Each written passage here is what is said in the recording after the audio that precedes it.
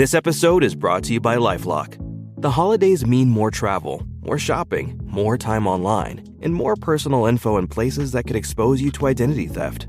That's why LifeLock monitors millions of data points every second. If your identity is stolen, their US-based restoration specialist will fix it, guaranteed or your money back.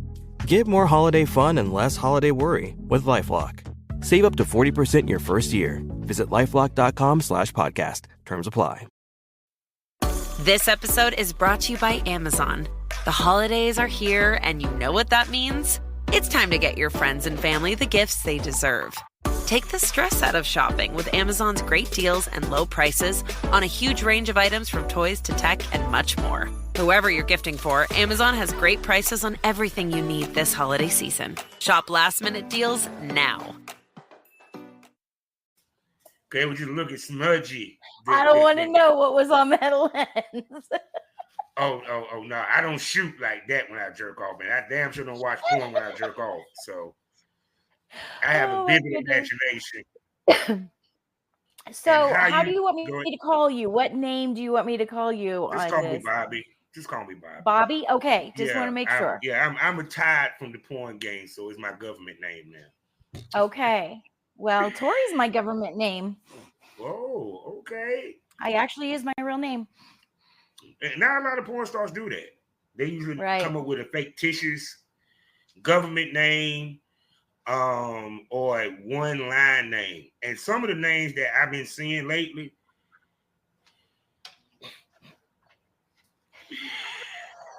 I'm sorry. Throat goat cannot be a porn name.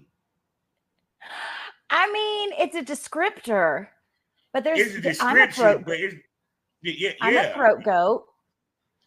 See, you know what I'm there's just too many throat goats out there. Yeah, but it's one thing to call yourself, I'm a throat goat. It's another thing that is your freaking porn name. Like, no. Because if I Google it, I'm not going to find you.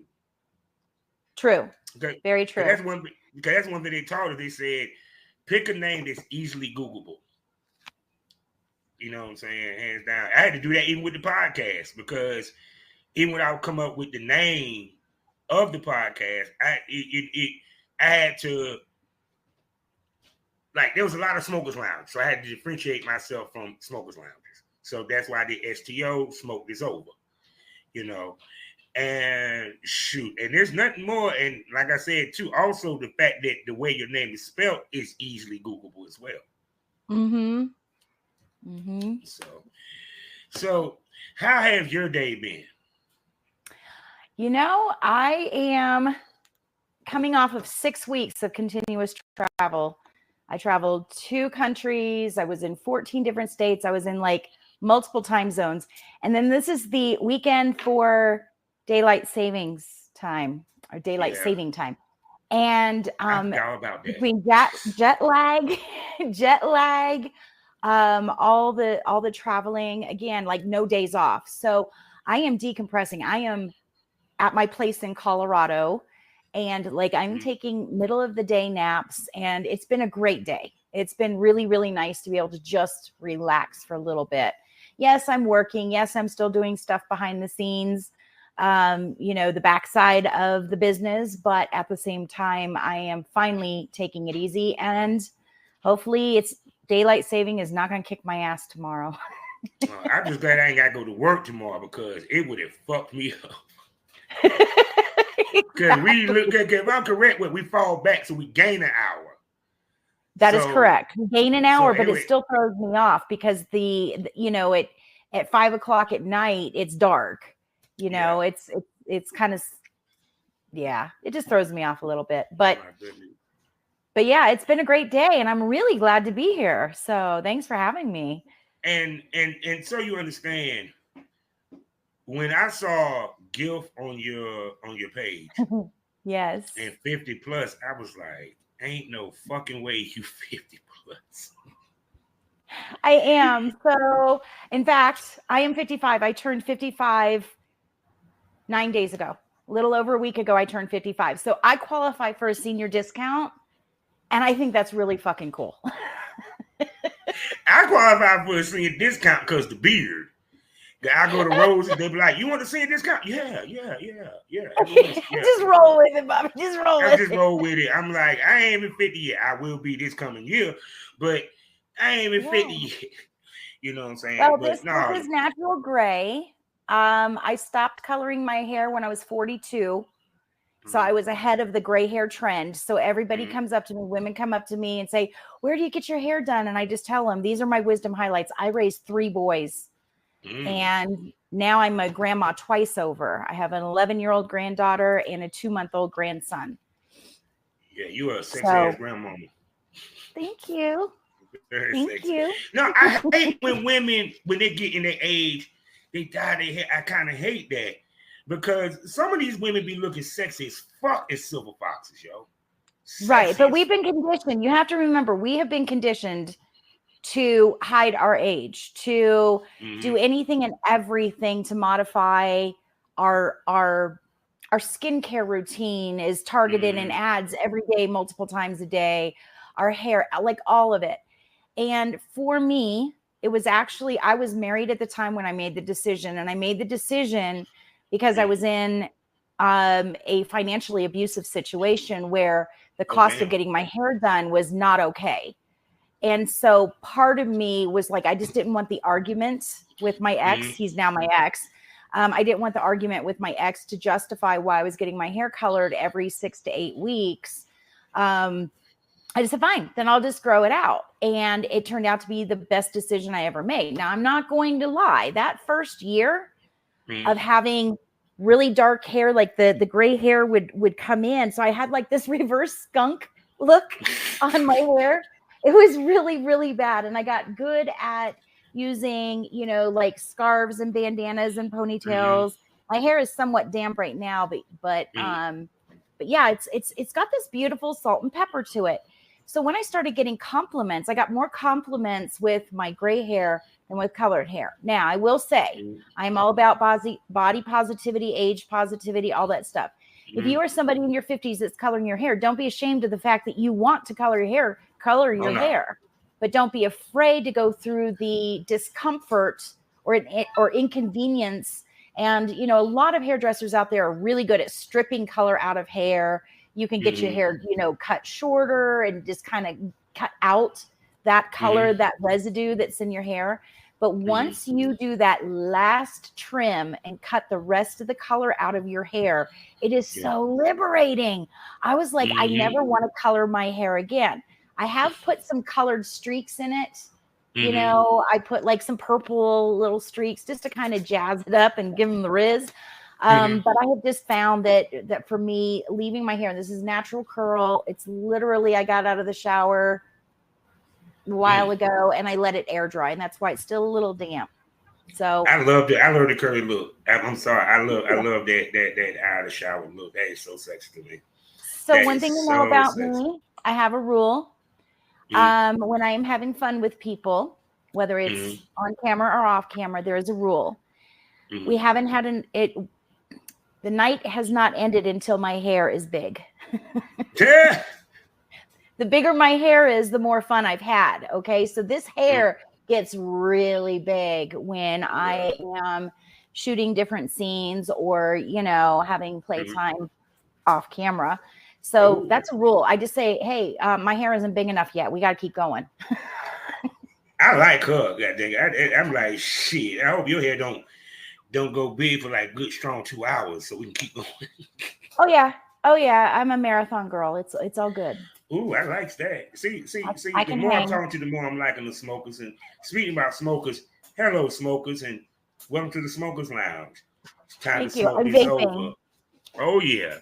I'm waiting for my weed man, so I might have to cut out for a second, people, when he comes. That's if we're not finished before him. Anyway, welcome smokers, and once again, welcome to the Smokers Lounge. Time to smoke this over.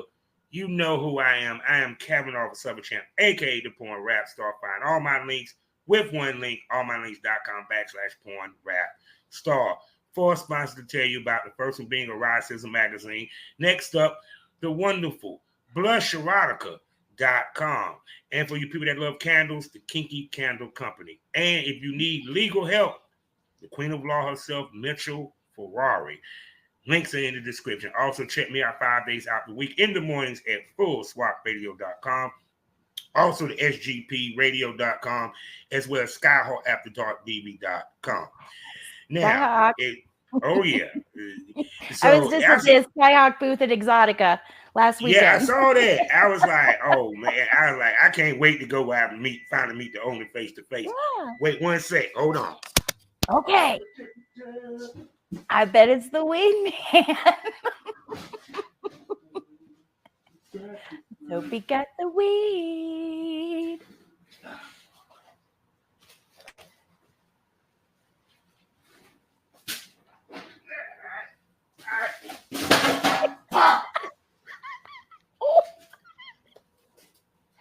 You all right there? Hold on.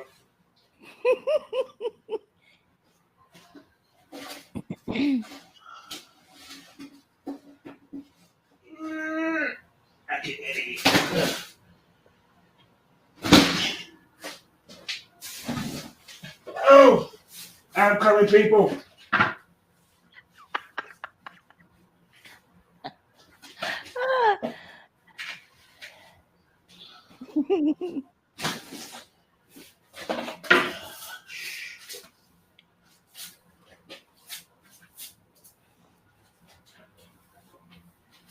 Oh.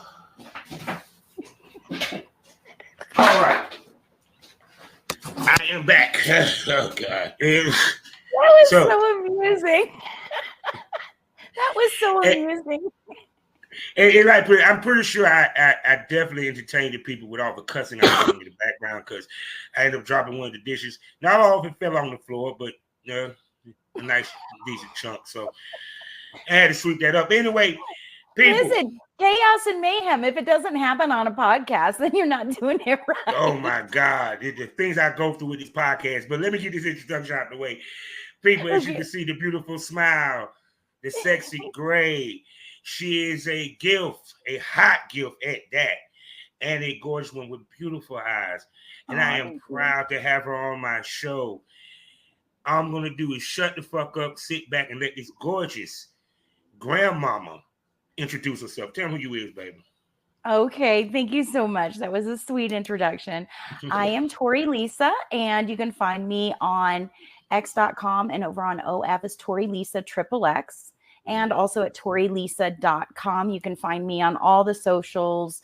I am just turned 55. I have been in the adult entertainment industry for 4 years. And then I'm also an award-winning legally licensed brothel courtesan in Nevada.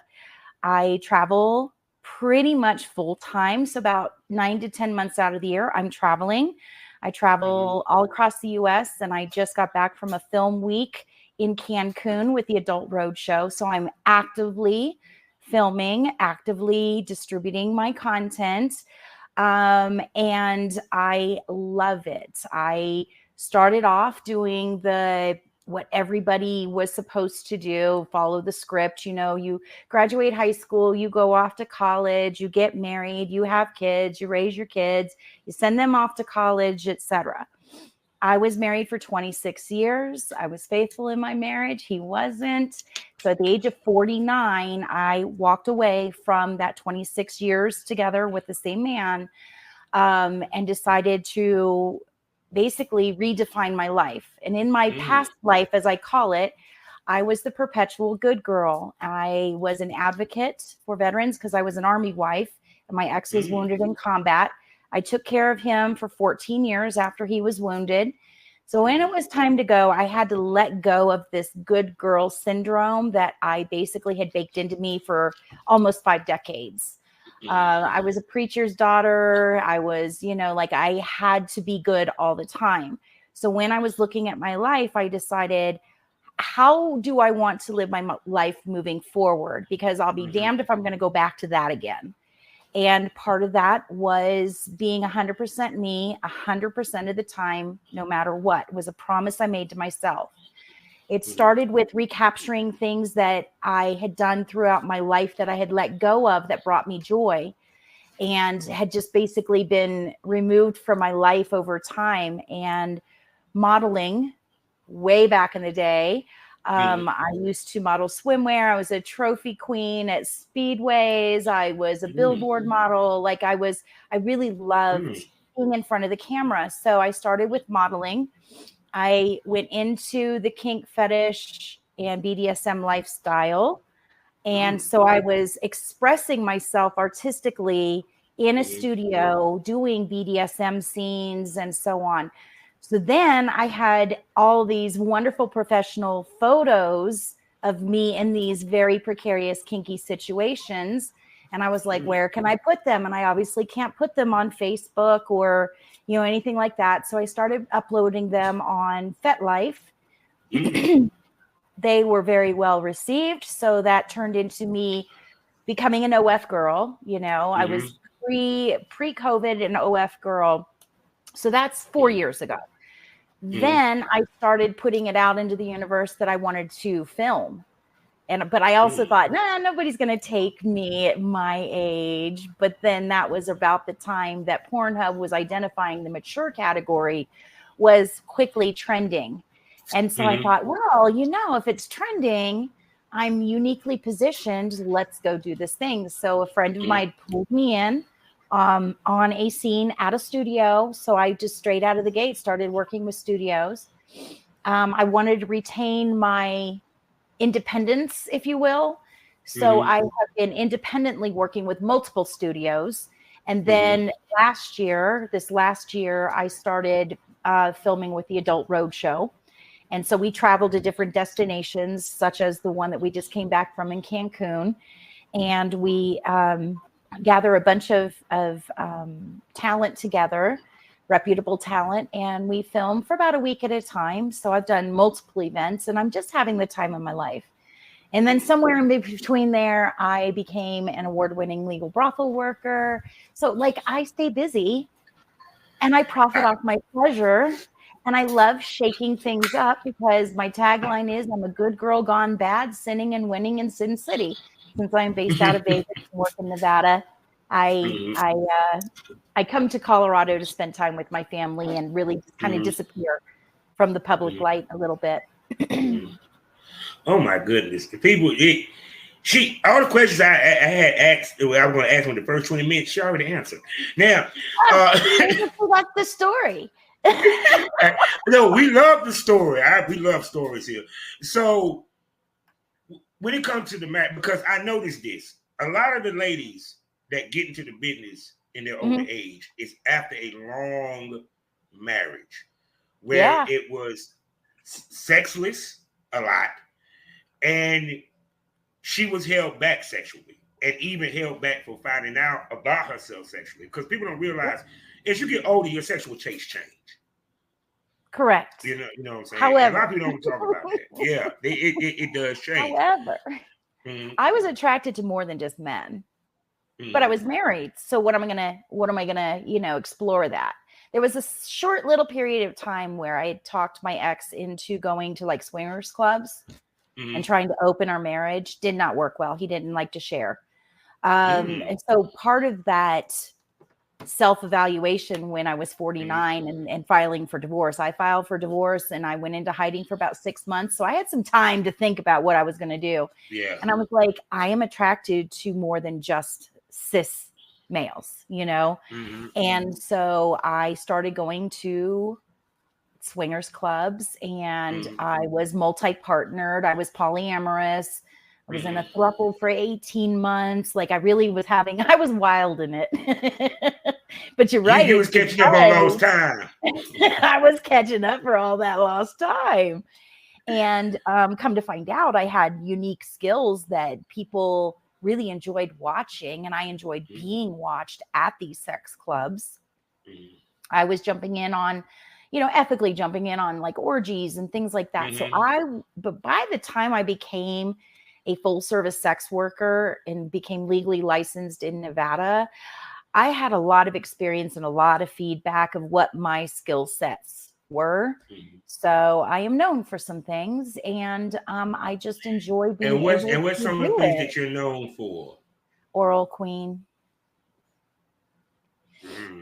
There's a video of Nice. me. There's a video of me over on Instagram, no less. I got this under the radar on Instagram, right? Um, so what it was one of our sponsors for the Adult Roadshow is Basis DX.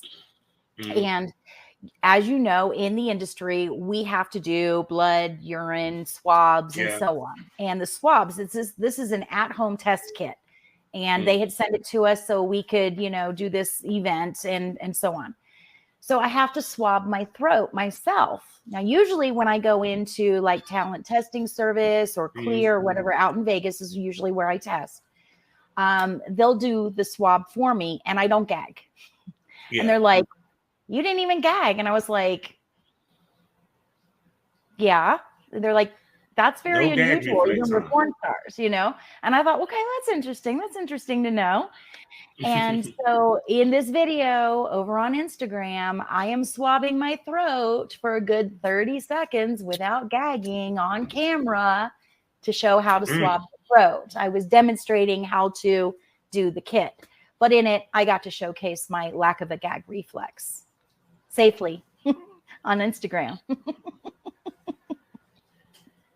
So yeah. Being single is not fun because I don't get to experience none of this shit like that. You know what I'm saying? Lord have mercy. I live vicariously through you people. I live vicariously through you people. So now,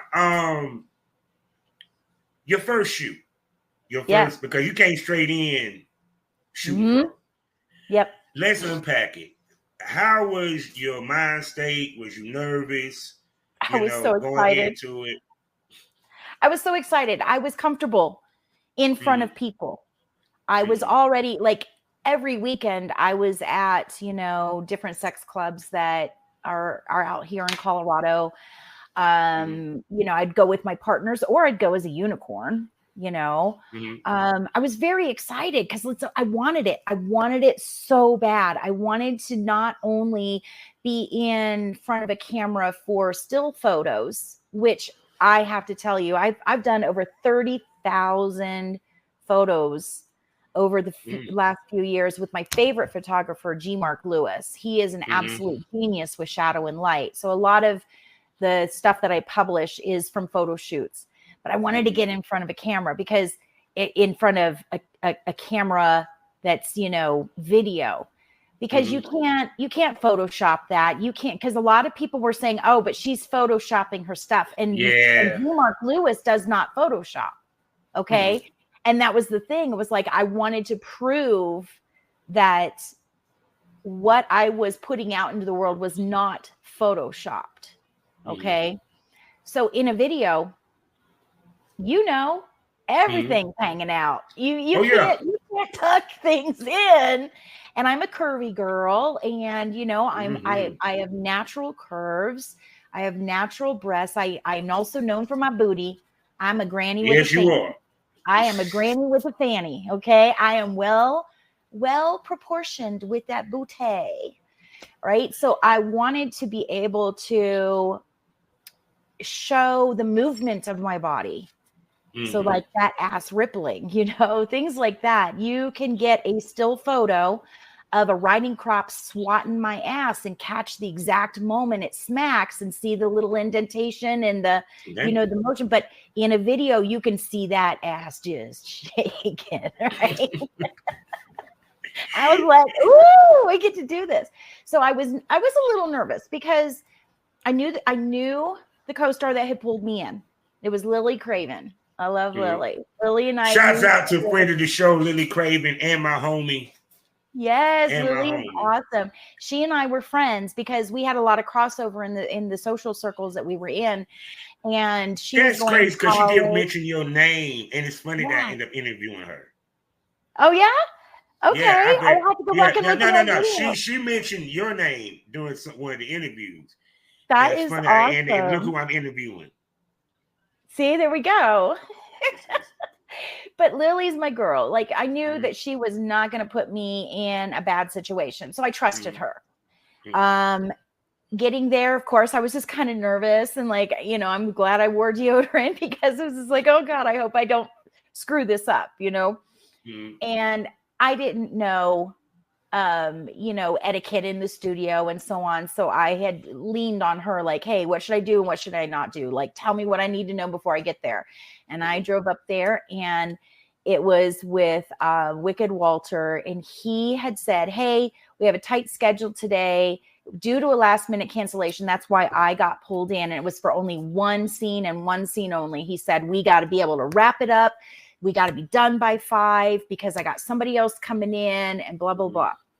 So it was a double blowjob video that she and I did. Now me, I normally share nicely, but I got really carried away in that scene.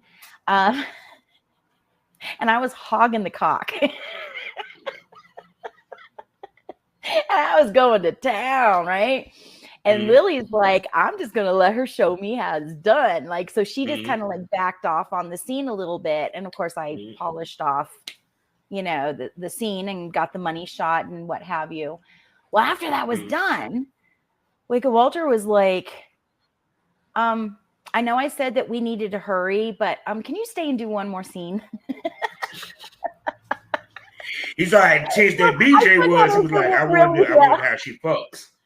That he probably like, I wonder how she fucks on camera. She had intense with the blowjob. So I ended up doing another blowjob scene because I do blowjobs differently. It is not mechanical with me. There is shit going on inside my mouth that you have no idea, that you can't see on camera. In fact, I filmed with Brandon Lee Harrington for the first time. We had filmed in Vegas. And he said, hey, I've been hearing rumors about you. I'd really like to see for myself if they're true. Will you film with me? Now, at the time, he had been in the industry for 18 years, hundreds of videos out there, very well seasoned pro. And I said, absolutely. And so we get on set and we're getting everything set up. I said, so what did you hear? He said that you have amazing oral skills. That's just not something that people find on set the way that I do it. And he said, I had to see for myself. I said, all right, cool. So we did our scene. And at the end, we have B camera rolling, right? Yeah. And it's behind us. And so B camera is still rolling. And he's sitting in a chair. And this clip is over on Pornhub. It is an outtake. And it's one of my favorite outtakes ever because I, did my thing. And he's laying back in the chair. He's wiping tears out of his eyes. He goes, oh my God, I'm wiping tears out of my eyes. He was like, the rumors were true. And so I told him, hey, when you get up slowly. I don't want you to pass out. Because I know what I just did to him. I snatched his damn soul. And he gets now he gives me this look. You can't see the look on camera because the camera's behind him. You can't see the expression on his face, but I can because I'm on my knees in front of him. And he's like, oh, whatever, and he gets up, he stands up and loses his balance and falls over. And then I start laughing at him. I was like, I told you. Damn. So when you give a head, because I can pretty much guess all the time I don't, you know how to really use your tongue while giving head with a dick in your mouth. Yes. It's very intuitive. And I multitask. Okay, these nails may look a little scary, but I know how to play. Oh no, we love dick claws.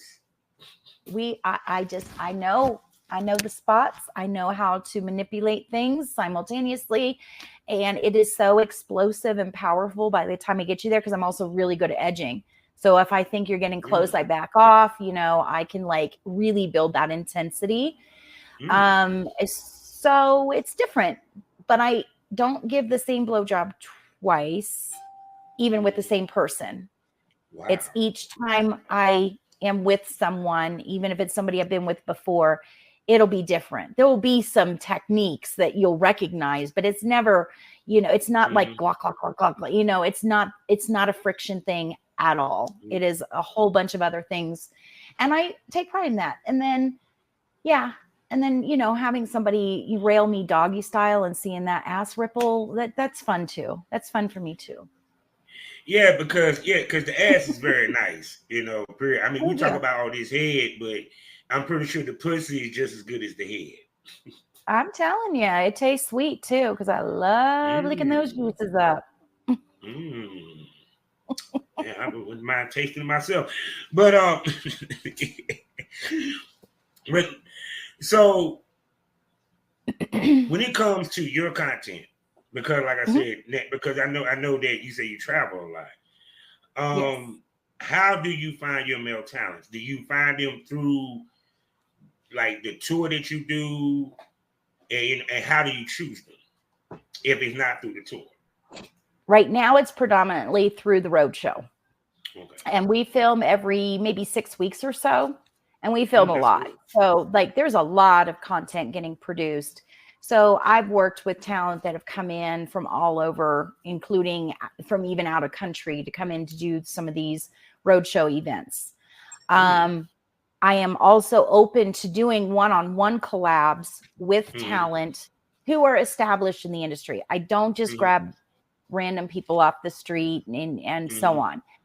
I do offer opportunities for an everyday person to be able to film with me, but those are so very rare because most people don't realize there's a filming fee. There are testing costs. There are testing, like porn star rules apply to them too, you know? Yeah. So if you're going to be on camera with me, you need to be established talent, or you need to follow porn star rules. If you want it for your own personal use, you're going to pay for it, you know? So yeah, I find it mostly through the different collabs, the networking. Like I just got back from Exotica, met a lot of really great, you know, talented people, and I can't wait to work with them. Eventually down the road, it'll happen. We will cross paths. We will make it happen. And I can hop on a plane and go anywhere. You know, pretty short notice. Yeah. Like if somebody said, hey, can we film next week? I'd be like, yep, I'll get tested. Let's make it happen. So I will go to you, or you can come to me, Vegas, wherever, you know. So yeah, I love making new friends. Now, how did you get into the brothel side of things? Okay. So you have to remember, I told you I'd started with, you know, photography in the studio. Then that turned into filming in studios. Then I became a burlesque performer. And all the while, that was like the first time I was really challenged to use the stage name. I had to pick a stage name. And at the time, I had a woman that had gone to my high school, not at the same time as me. She graduated 3 years before me. She decided that she wanted to make me her full-time job and be a hater. And just like, you know, she was an online bully, and it was just silly and ridiculous. But she started calling me Hoary Torrey because I was going to sex clubs. I was doing the modeling. I was doing the filming. So she thought that calling me Hoary Torrey would be an insult and that it would upset me. And I said, wow, that's got a ring to it. I'm going to use that as my stage name. So my burlesque stage name is Hoary Torrey. And I thanked her for the free advertising. You know, so she thought that she was somehow going to, you know, give me degradation in some way. And I was like, ooh, that makes me wet. You know, like you can't bully me. I get wet.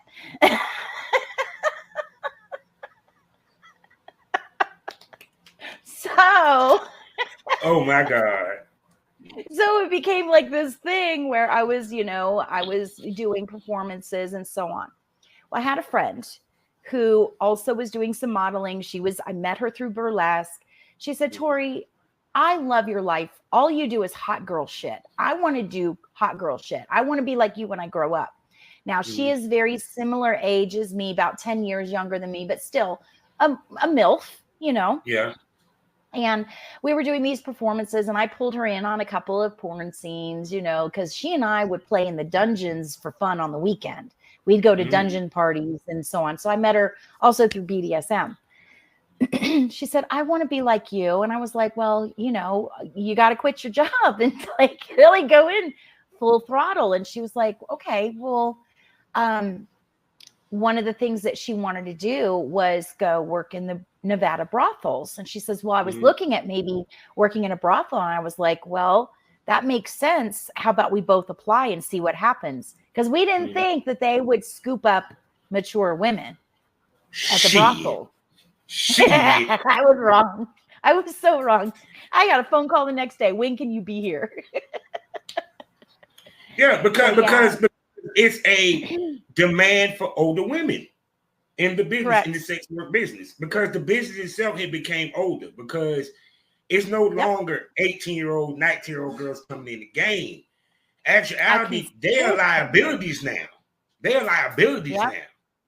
Exactly. So I would always ask the clients, whether it was like, say, for instance, I did a lineup and there's 15 girls in this lineup and they picked me. Mm-hmm. Some of the younger girls would get really upset. One girl actually had a temper tantrum one time because I kept consistently getting picked and she wasn't getting picked. She says, I don't understand. I'm younger than her and I'm prettier than her. Why does she always get picked? I was like, listen, it is not just about physical attributes. It's about your energy. It's about your personality. It's about a lot of things when it comes to brothel work. Okay. Mm-hmm. But the thing is I have built up regular clientele. My retention rate of people rebooking me, coming back to see me again, was exceptionally high. It was higher than normal because I treat people like the people they are. Like I have a lot of heart in that business. But the thing is the guys would consistently tell me, the older, more established gentlemen, the retirees, people who are, 50s, 60s, 70s and up. I had a guy in his 90s come in and see me, all ages, all walks of life. And let me tell you, you have not lived life until you have pegged a cop legally and got paid to do it. Like, I love my work. Yes, people, cops do pay for pussy too, people. Yes, they do. They do. I actually see quite a few law enforcement people. But anyway, the older gentlemen say that they do not like that extreme age gap. They're like, it really is mentally, they're like, she is younger than my granddaughter. This weirds me out. They want somebody who can also sit and have an intelligent conversation about things that we can all relate to. Having a conversation with somebody who's 18, there's a bit of a disconnect. There's not a whole lot of things that people have in common. Shoot, you see the young guys want to come see y'all. They don't want the young girls with ammo. So it's the retirees, the guys that are really weirded out by an age gap will come and pick someone like me because we have a lot in common. And then it's the younger guys. The younger guys, oh my gosh, the younger guys swarm in looking for the mature ladies. And if I'm not there, whichever mature lady is there, she's picking up what I would have picked up had I been there, kind of thing. You know what I'm saying? So like there's a high demand for the younger guys, the 20s and the 30s. And then the 50s and up are my main clientele in the brothels. That's what I'm talking about. And couples. Oh, I'm pretty sure of that. You know what I'm saying? Couples love me. Because how many have seen your porn before they came and saw you? It's interesting. Most people, when they come to a brothel, they don't know who's there. They can go look at the website. They just know they're going to the brothel. They're going to see who's there. They're going to make their pick from the lineup. Or if they have done the research, they can look through and look at our bios and call ahead and make an appointment, pay a deposit. But most people are impulsive and they go in and they do a lineup. They don't know until after I have given them a tour of the facility and sat down and negotiated our time together and the pricing and so on. They're in my room and they'll see like a poster and they'll go, oh, you're a porn star? And I'm like, yeah, I am. So you can get an authentic porn star experience here, So at first I wasn't recognized as being a porn star. Now I'm recognized like wherever I go. In fact, one time I was on a trip with Lily. We were shopping in Bozeman, Montana. We were at a Ross store. Bozeman, Montana. And she and I, we were just trying to grab shoes and stuff. Like we were just like, shopping. My phone dings. Yeah, keep talking. My phone dings and I'm like, who's this texting me, And I look down and it's somebody who recognized me and said, you look really good in that pink dress. So it was a little creepy. So did your weed come? Did your weed guy just come? What did you just do? No, he ain't came. No, I had to grab my phone. I had to charge it and stuff. No, he ain't came yet. I thought maybe your weed guy came and you were going to be, getting some pre-rolls or something lined up. No. But go ahead, baby. So I basically told the story. I was in Ross. My phone dings. I look down, and it's a guy inside of Ross who recognized me and said, "You look really good in that pink dress." And I went, "Shit." No, and the funny part, it wasn't in Vegas. It was in motherfucking Montana. Bozeman, Montana. And it's not the first time I've been recognized. So now I'm getting to the point where people are going to recognize me. And that's a little tricky for me. I'm not scared of people recognizing me at all. That's not the issue. I use my real name in the industry. Torrey Lisa is my government name. It's on my birth certificate. Like, I'm very proud of what I do. I'm very, obviously I'm face out. I don't hide my face. I talk openly about, my adult industry work, whether it's full service sex work or porn or whatever. That's not the issue. But I have had cases. I had my granddaughter with me and I was taking her shopping at the mall, and somebody came running out of a store and said, "Oh my God, it's Torrey." And I was like, shit, I don't know who this person is. And I don't know what's about to come out of their mouth. And I have an 11-year-old granddaughter with me. And they kept it clean. They kept it, really, really just normal. Hey, so glad I saw you earlier today and you walked by my store and I wanted to come catch you. And they were good. And I really appreciate people who have the capacity to recognize I am with, family, and to kind of leave that alone. But honestly, when I go out in public, I don't have makeup on. I look like the people of Walmart. I'm wearing freaking slippers and overalls and I'm not trying to get dressed up and be seen. So when I'm traveling, I call it slumming. So like if I'm driving, across the state, I'm not putting makeup on. Fuck that.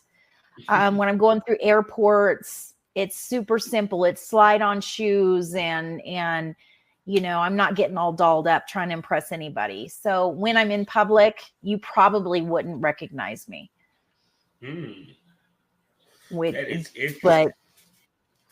yeah, I have been recognized in public, and I just kind of stay under the radar when I'm in public. Yeah, because the biggest word is because I've been recognized before a couple of times. You know what I'm saying, in my porn days. Yep. And so now I haven't yet to be recognized for my podcast yet, but I'm pretty sure it's gonna come. Hey, let's make that happen. Let's go viral. I'm pretty sure. Let's make you a household name. You won't be able to go to Sprouts to get your vegetables ever again without somebody. No, that's why I can't wait to go to one of these conventions, because I want to see. I kind of want to gauge. I'm not worried about the talent. I know they're gonna come up and talk to me. I want to see how many fans are gonna come and talk to me. So it's gonna blow my mind if one comes up. Go ahead. Some of my favorite fans came to see me and even smuggled in cheesecakes for me because we were in Jersey and I wanted a cheesecake. Damn. I like it in my mouth.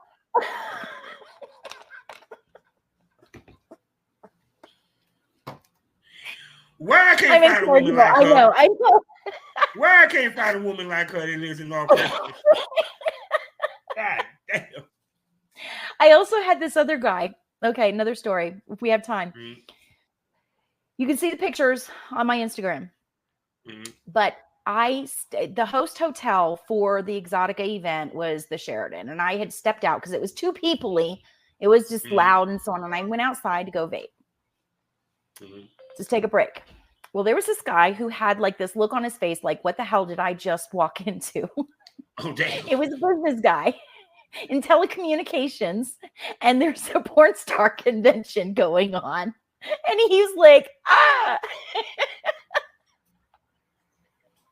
And I could see the look on his face, the look of terror and fascination all at the same time. So I engaged in conversation with him. Within 10 minutes, I had him go into the ATM, and he was making it rain for me and all my friends. There's a picture. There's a pile of $1 bills all on the My boy said, I done walked into a strip club and I'm about to get loose. Oh my God. Oh my God. That is beautiful. Oh no. Please tell me it didn't freeze. Please tell me it didn't freeze.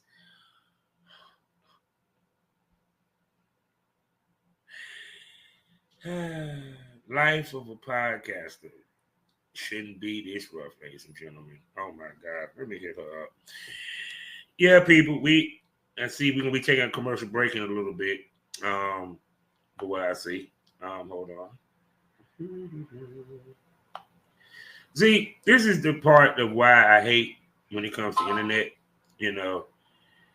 Yeah, hold on, let me tell her. Just hit the link and come back in. She'll be back in. So while I got y'all attention, y'all know what it is. Y'all need to go subscribe. Premium Smoke Room. Loyal fans. That's right, people. 6 premium podcasts for you to enjoy. Special events. And I even got a XXX store for you to watch my work as I give ladies the work. Because big dicks grow in the sticks. And that's why they call me Big Country. Right now, until the end of the year, 55% off for the first month. It gets more candid. It gets more provocative. It gets more crazy. The tits come out. Dildos might pop out. You don't know unless you subscribe. You know. And I'm going to tell you what I find interesting while we wait for it to come back. I had a guy that sent me a YouTube comment. I deleted the comment because it was just stupid. He said, you talk too much. I'm a podcast. I'm supposed to talk, you dumb fuck. Let's just keep it 100. If you ain't like what you hear, guess what? Don't come to my channel. It was a solo show. Me by myself. So what was I supposed to do for 20 minutes recording? No.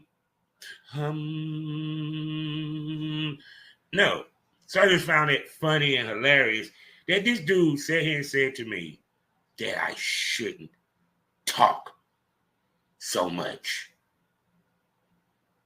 You shouldn't be such an idiot. So, well, I guess we will take a commercial break and we will be back when she comes back. Okay. There you go.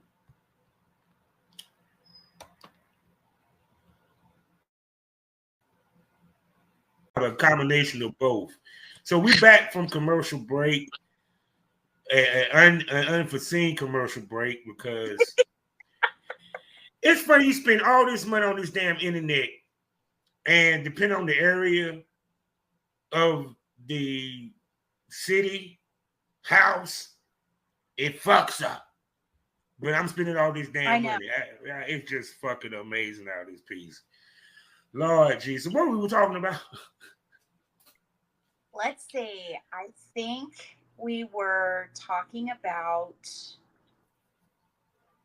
I don't know. I was talking about, filming and stuff. Yeah. Like, whether I film, who I film with, how I find talent, things like that. So I think I wrapped it up at that point. Yeah. So to me, so how do you end up with the tour? So it started actually last year over brunch. My friend Alice Little, who is also in the legal brothel system, she's the #1 courtesan many years running in Nevada. Damn. And so, we were friends. We were having brunch, and she says, I have this idea. I really want to do it. And I was like, hell yes, girl. I will help you however you want, because I loved the vision of it for the road show.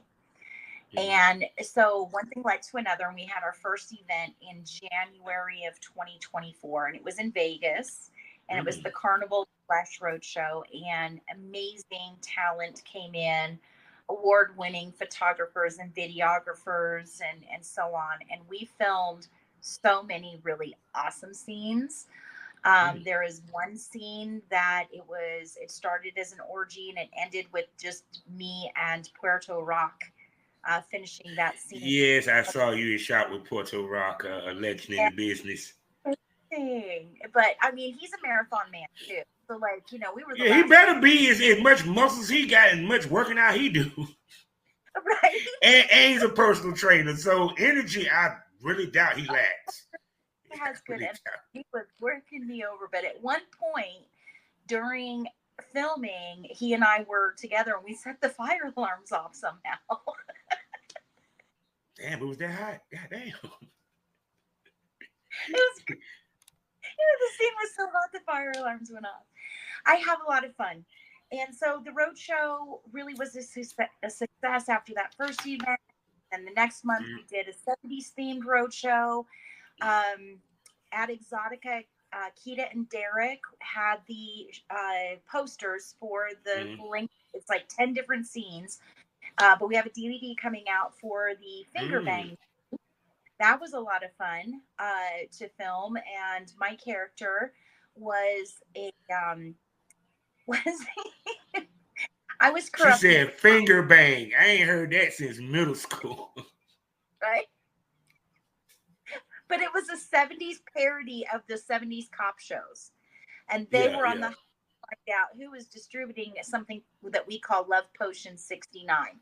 Love Potion 69 appeared in some of the films in the first event. Then we carried that storyline into other events. So yeah, we have been filming. Then we did another film week, I think in March, and then another in April, and then one in June. Like we consistently film. We did over 100 hours of filming in the Vegas Oasis event, and it was freaking hot. I just released because of Halloween. I just released the Pokemon cosplay where I played Eevee, and Alice Little was Ash, and she met me in that one. That was great. It was an all-girl orgy. Let's see. I also released this week because, again, cosplay, Halloween, it just kind of goes hand in hand. I was the Queen of Hearts in a remake of the 1970s version of Alice in Wonderland, the porn film Wonderland. And so we did that, and I was the Queen of Hearts, and of course Alice was Alice, and we had an unpaid orgy and so on. So like we had a lot of fun doing, we can do like a variety of things, whether it's girl, boy, girl, orgy, threesomes, you name it. I do a lot of height gap content because I'm only 5 feet tall. Alice Little is 4'8", so she's, shorter than me, but she and I have some talent that are like 6'10" and 6'8" and so on. And we do height gap content. Like, I have a lot of fun meeting so many different people. And then of course I also have my kinky side, so I have the BDSM and the kink and the fetish and so on.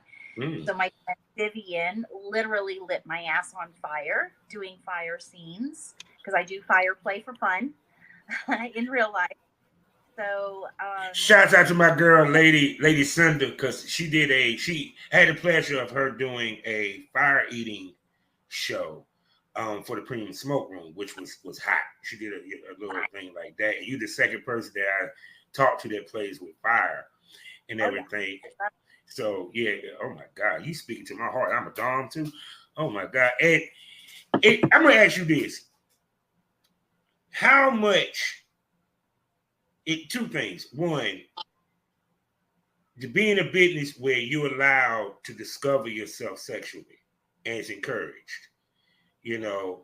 And the fact that also you don't have to hide your age in this business anymore.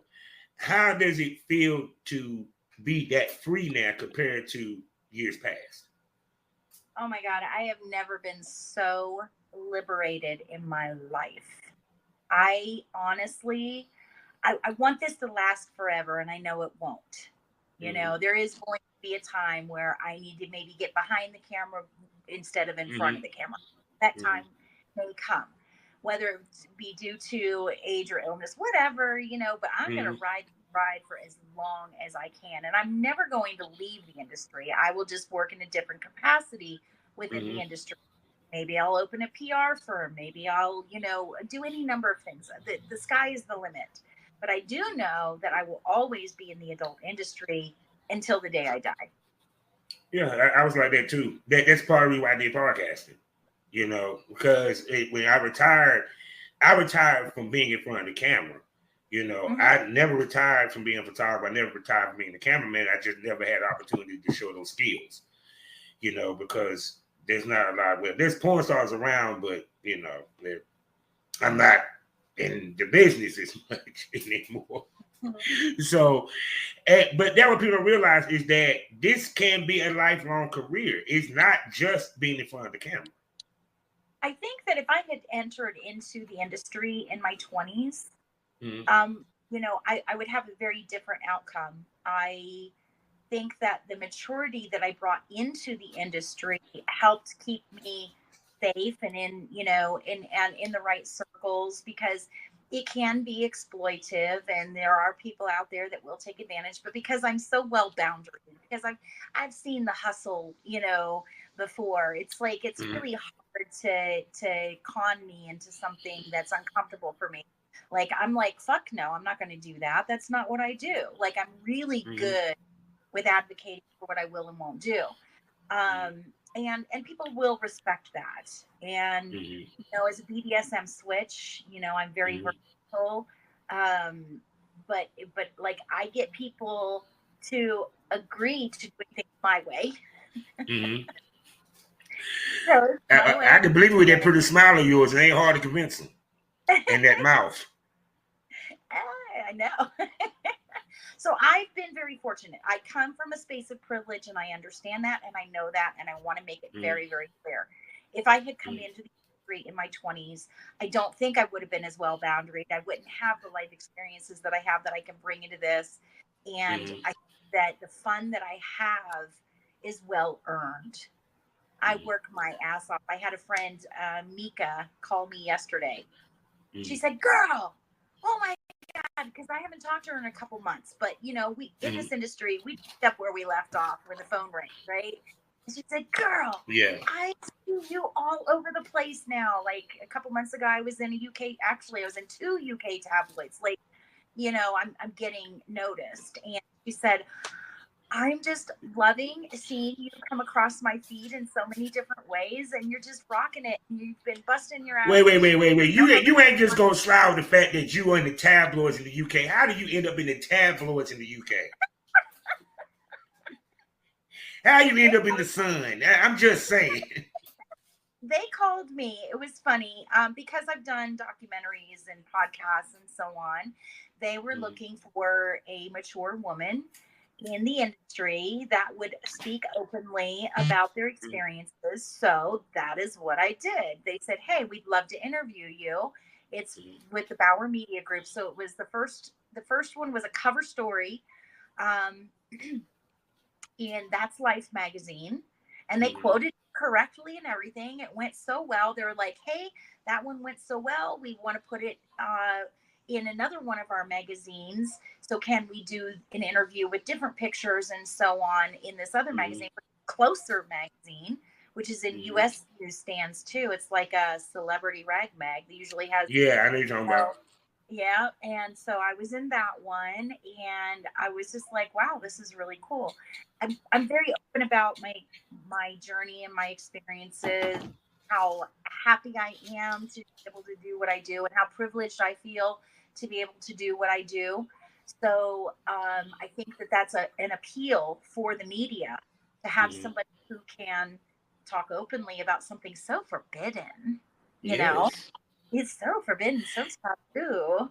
So, yeah. And see, too, also with older women, this is what I noticed, because I just had my show behind this canceled, so I could really chop it up now.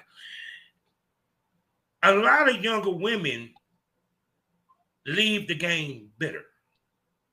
Yeah. You know what I'm saying? And that's why I always felt And also, the younger women make the biggest mistakes in this business.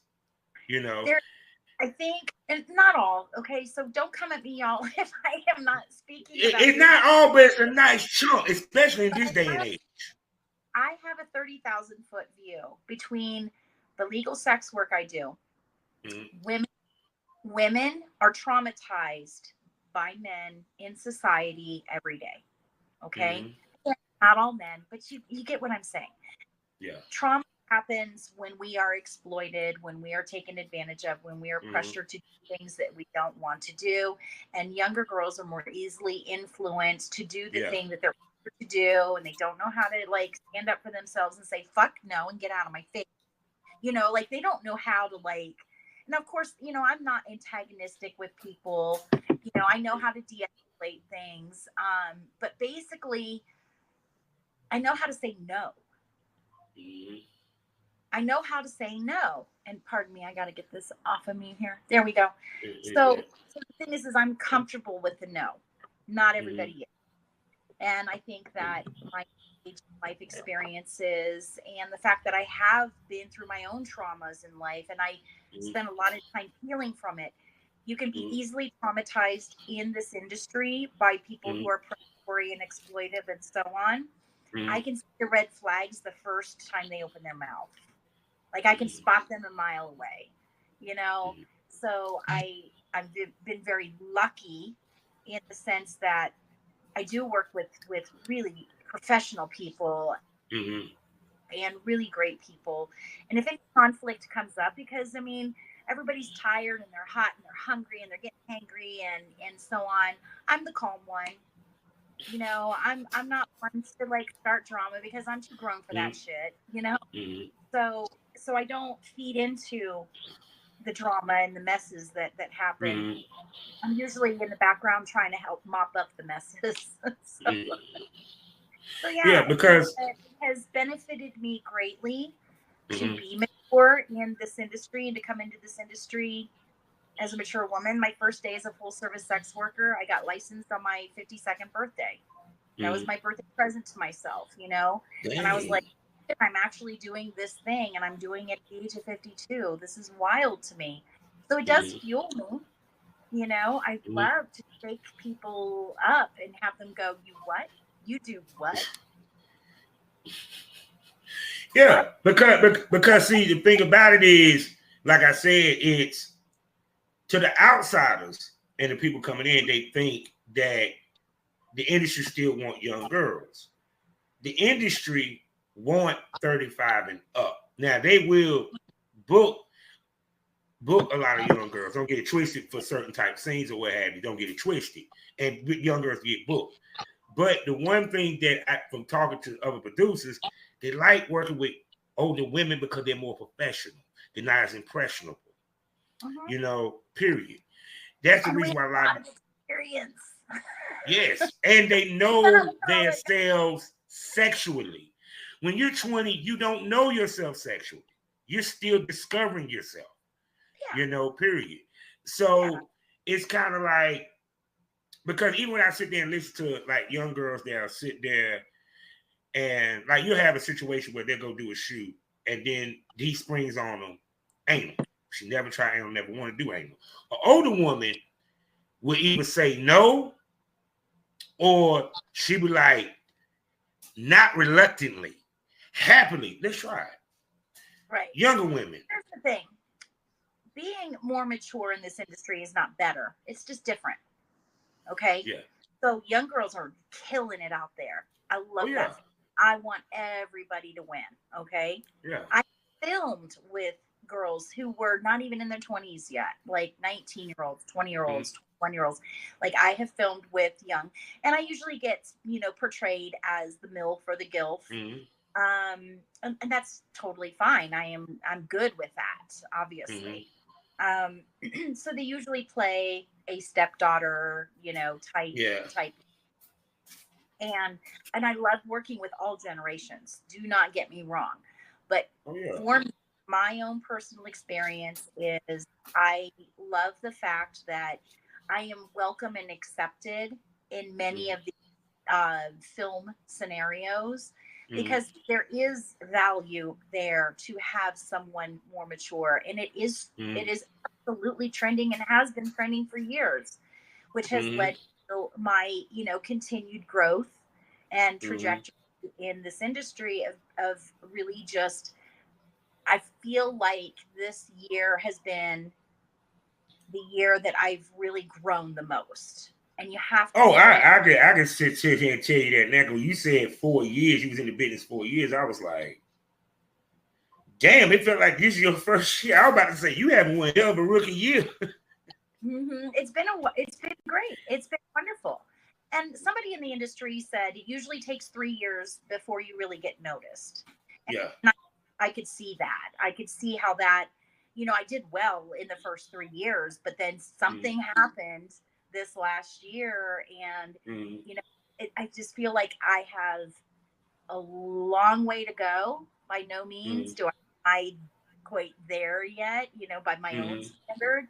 I want to be able to have people go, oh yeah, Torrey Lisa, I saw her, back when she first started, when she was 52, 51, and there will be a decade from now, I will be releasing content that has never been released before. I am baking up so much content.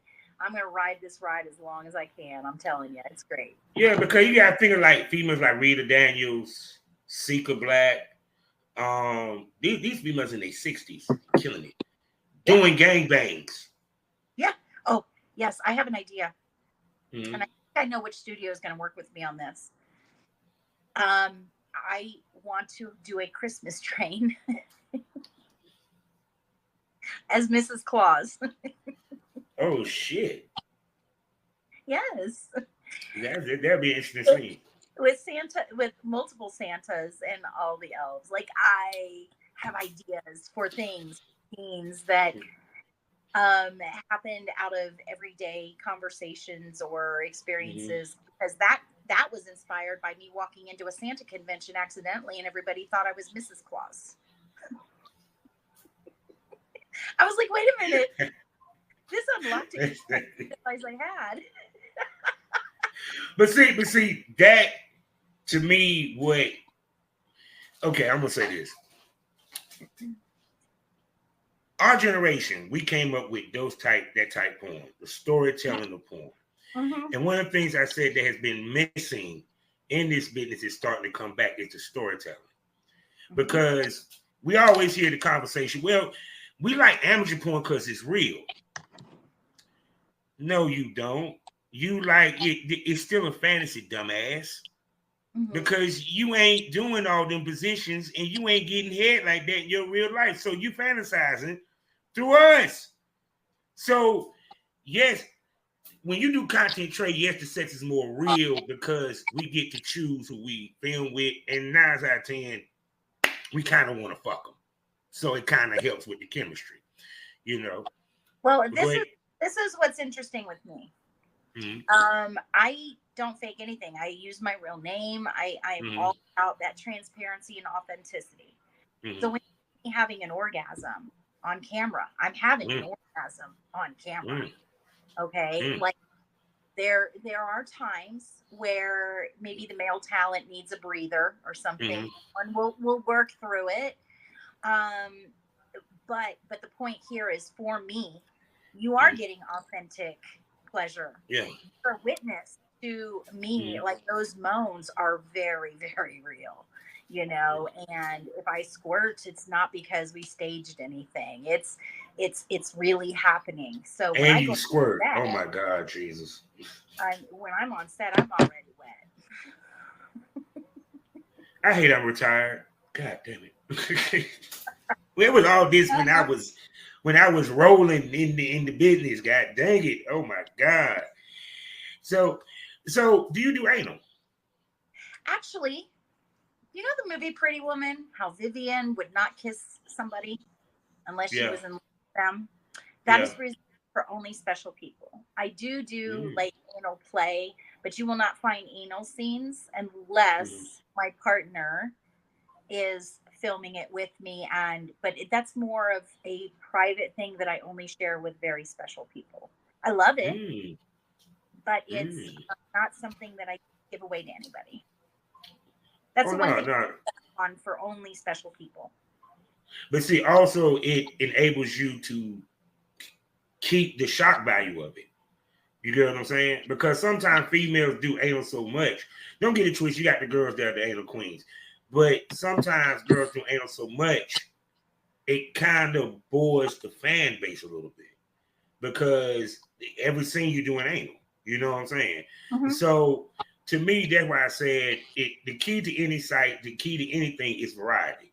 The reason for it is that you keep the shock value because that's what makes the money. The taboo and the shock of the porn. Mm-hmm. So, like, there's a scene that I did that's over on the Wicked Walter channel on Pornhub. It's a scene with me and him, and in it I'm wearing an anal plug. Mm-hmm. I wore an anal plug for 8 hours that day. In multiple scenes, like, you know, so things going in my ass is not uncommon. You will find that. You will find me fingering myself, you know, things like that. But as far as boy-girl scenes, if I decide to do it later, I'm open to that. But for right now, that is the one thing I hold back and say for whoever I am partnered with in real life, and that's our special thing that we share together. And two, there's no need to do it right now. Cause I tell females, you don't want to shoot your load, your full load the first year, or even the first 3 years, because you want to say something for down the line as your career grows. You know, period. Because it's kind of like the business now. What's taboo anymore? You get what I'm saying? Because everything is out there, so it ain't nothing taboo anymore. Right. Like I do fisting videos. I do, you know, large toys. I do so many different things, you know, fire play. Come on. You know, like to me, that's just like a typical Tuesday. You know, typical Tuesday, you know, like I'm going to do that in real life anyway. But there has to be something that I don't do that if I eventually start doing it, it's going to be a big Yes, I do it. I just don't do it on camera. Well, shit. Well, he's a lucky man to get that booty, cause to see that fat ass leg can take a good dick. I ain't gonna lie. Oh my God, Jesus! Nice. Let's just say that doggy style. The view is definitely nice. I'm a little jealous. There's somebody back there enjoying that view. Oh, I didn't see the view out this piece from your page. I got me another woman's crush, ladies and gentlemen. Yes. Because not because you say I'm sorry, you sexy as fuck, babe. You really are. Like, damn. I was just like, even when looking at her picture, I'm like, damn, well, she fine as shit. Thank you. I polish up. Shit, and I bet the natural looks good too out of this piece.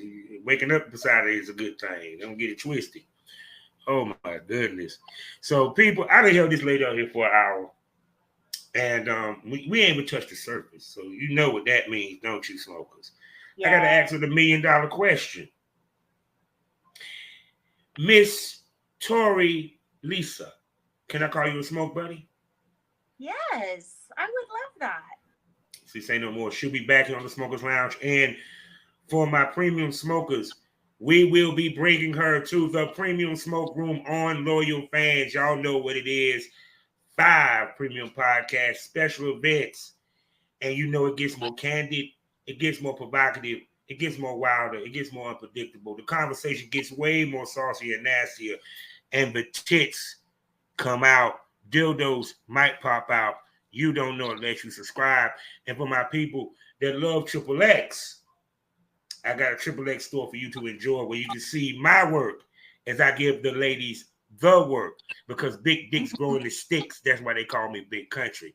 Also, for my Spotify users, I got you covered too. You can subscribe for Spotify, and it's only on Spotify. Savage Smoke, where I talk to the industry's top male talents and producers, and we give you that real smoke from a male's perspective. Plus, over 400 episodes ranging from limited podcast series that I did in the past, premium smoke podcast episodes that's not on Loyal Fans, and special other episodes that I'll be recording throughout the year just for my Spotify users. So whether it's premium smoke, whether you're a premium smoker or you want some savage smoke, either way, subscribe. Either subscribe to one or subscribe to both. No matter what, subscribe. And speaking of subscribing, Miss Torrey Lisa, tell everybody where they can subscribe and spend money and see your sexy short ass. Oh, thank you. So just go to torreylisa.com. It's spelled underneath me, but it's TORREYLISAXXX is on OS on Twitter. But just go to torreylisa.com and you'll find all the links where you can see all of me or as little of me as you wish. Yes, Lord. So people, you know how we end these things, right? What did you learn today? What did you smoke over? What do we give you to smoke over? Well, let me tell you. First off, being sexy is ageless. Correct. You know, hands down. And we should embrace our age. You know, I always say this. I said 50 and 60 back when I was growing up don't look like 50 and 60 now. Way sexier. No more moo-moos. No more bonnets. These females dressing sexier and looking sexier than the young girls. But also that it doesn't, also with age, the porn game is ageless. It doesn't matter when it hits, as long as it hits. Whether it hits in your 20s or it hits in your 40s, it doesn't matter, long as it hits. Because the thing about it is, it's not about how old you are, how young you are. It's about how much work you put in and how serious you take this business and how much you treat it as a business. Yes. And also, as you learned today, there's so many ways to make money within the business, not on camera. You feel me? Yeah. And when people think all it is being in front of the camera, no, it's not. You have ladies such as Sarah J, who runs her own business, who produces her own content. You have plenty of females I could just name off the top of my dome. Marley Moore, of course, Sarah J, and many others who do their own business, do their own production, and the whole nine. See, they always said, God bless a child that has his own. Also, God bless a child that builds their own. Because if you build it, they will come. Figuratively and literally. So, literally. So, with that being said, people, you know how we end these things all day, every day. Life is a learning experience. What's the point of the experience if you haven't learned anything? Smoke this over. Say goodbye to him, Tori. Thank you, darlings, for tuning in. And I look forward to the next episode. And thank you for having me here. I look forward to getting to know you even more over on my sites. Yay. We're gone. Have a nice one. Bye-bye.